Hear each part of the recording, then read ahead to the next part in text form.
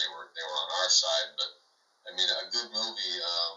If you like old movies, go watch The African Queen with Humphrey Bogart and Katharine Hepburn. In the very beginning, they show how the Germans run through a village that Katharine Hepburn and her brother were trying to preach the Bible to and convert them to Christianity, and the Germans were taking over and they were starting to just kill everybody.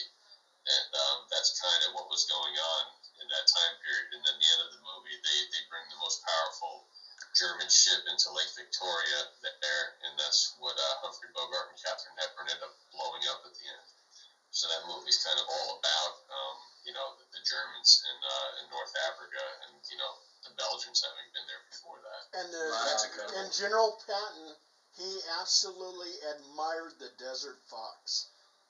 Okay. Yes, he did. Yeah. Well, Rommel was not a Nazi.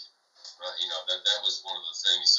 He actually got in trouble for speaking out against that, and I think wasn't he killed by the Nazi Party when he returned back when he got taken off the front line? Yeah, I believe so. Yeah.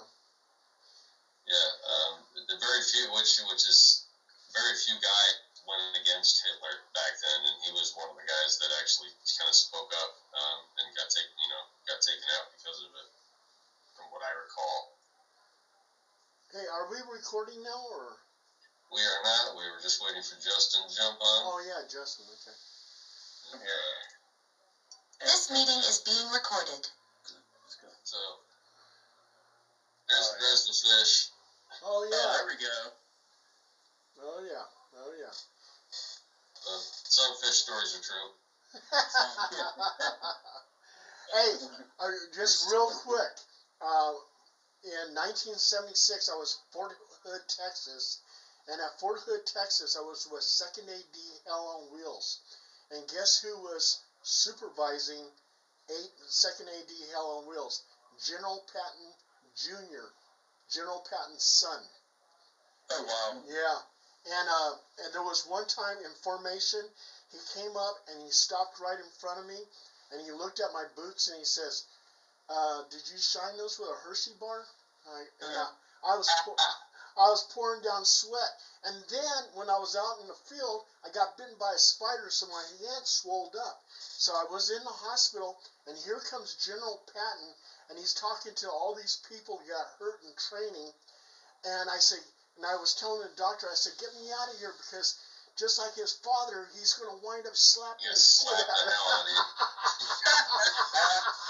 That shit was so funny. That movie was one of the, George Patton playing that shit was so good. And also, too, George P. Patton. and he had a son-in-law called the Bionic Colonel. The guy would run backwards. Yeah. The Bionic Colonel? Yeah, the Bionic Colonel. But anyway, enough of that. Sage, I'll let you go ahead and finish your story, and then we'll move on to Christian. Yep. All right. So, the only reason I brought up Gettysburg is the main topic I want to talk about with Gettysburg and where I live here in Pittsburgh. For any of you that know the Battle of Gettysburg, you may know the man Dan Sickles. Dan Sickles is one of my favorite historical figures. He's interesting. He's a little out there. Some may know him because he was in Congress.